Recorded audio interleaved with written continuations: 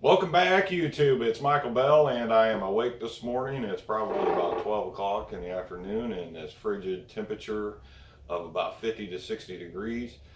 Today we're going to talk about Interceptor two-stroke snowmobile ATV motorcycle oil. So, yeah, I'm ready to go back to bed already.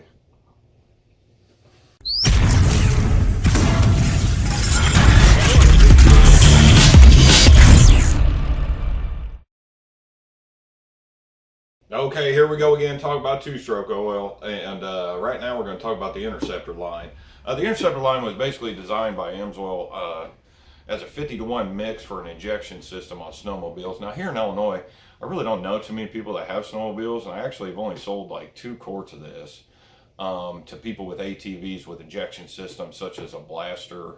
And I think the other one, the guy had a Trailblazer, which is a Polaris 250, Polaris 400 is another model of the two-stroke, or your Banshees, but they're not injection systems that you can mix. Now you can also mix this oil 50. They recommend 50 to 1. I would probably keep this at 50 to 1. If you want a little more performance for your hopped up motor, I'd probably go with the Dominator line. But this is excellent oil. The big thing with this is the cold flowability of this for snowmobiles, because when you're riding snowmobiles, I mean, what kind of temperatures are you riding in? Is it negative? You know, is it above freezing? And the thing about a full synthetic oil is it flows better and it gets to the vital components quicker. Now, Lynn, I think his name's Lynn Groom, who's the head of the Powersports division. I'm gonna put a video in the link below where he had used Interceptor on a 50-hour test on a Ski-Doo snowmobile, and it's really interesting. Y'all check that out. And some of the benefits to this Interceptor motor oil, just like the Dominator motor oil, is a lot of snowmobiles have the power valve system on the exhaust valves, and it is notorious for when those get gunked up that they really affect performance. And this oil will prevent a lot of that gunking. Your ring stick on your two-stroke is vital. Plug fouling. And like I said, for cold weather, you really need to be using a full synthetic type oil rather than a conventional oil to mix with your gas. This stuff is just good stuff. It's a little bit cheaper than the Dominator. If you want to step it up and run a racing type oil, you could go with the Dominator two-stroke racing oil. But if you want to save a little bit of money and run a good Amsoil oil in your system for your two-stroke snowmobile, ATV, or dirt bike, motorcycle, you want to run this 50 to 1. And yeah, that's pretty much it. It was designed for power sports, and it was designed pretty much for snowmobiles. So if you would, you know, give it a try, save a little money, and that's about it. Now on these two strokes here, I actually, on this KTM dirt bike that I'm pretty sure I'm going to rebuild this. I'm going to end up dumping a little more money into that dirt bike than what it's worth. But to me, I'm going to keep that dirt bike and ride that dirt bike. So to me, it's beneficiary to know where I stand on that dirt bike rather than going on Craigslist or the internet and buying one. You know, I could probably find one between $1,000 and $1,500. But I don't know, you know, what condition the engine is, if it's going to have a new top end, new bottom end, because I'm probably going to end up replacing that crank.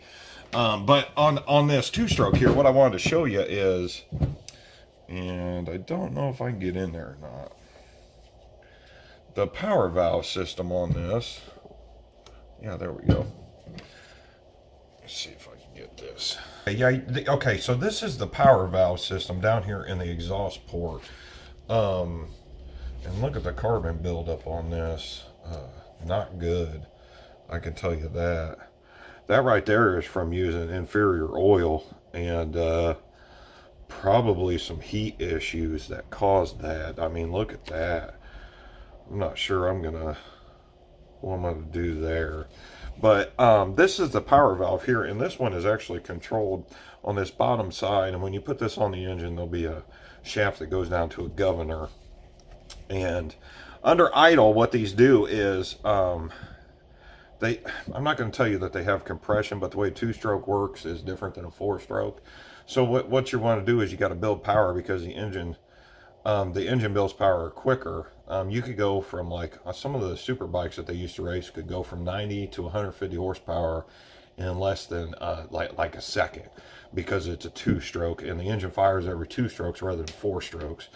And on the exhaust valve is it just opens and it closes with the exhaust, and you can actually maintain better power and drivability from this. So as it was idling or whatnot, you'd be closed, and then when it opens up, you know, it would open up through the shaft. But this one here, it's all gunked up too. And that's the thing about that Interceptor oil, especially on them snowmobiles, is it will prevent some of this. I mean, you can really see it's just dirty and nasty. And also, the Interceptor oil is available in gallons, because I know a lot of the snowmobiles have very large tanks. So that might be something you want to consider as well.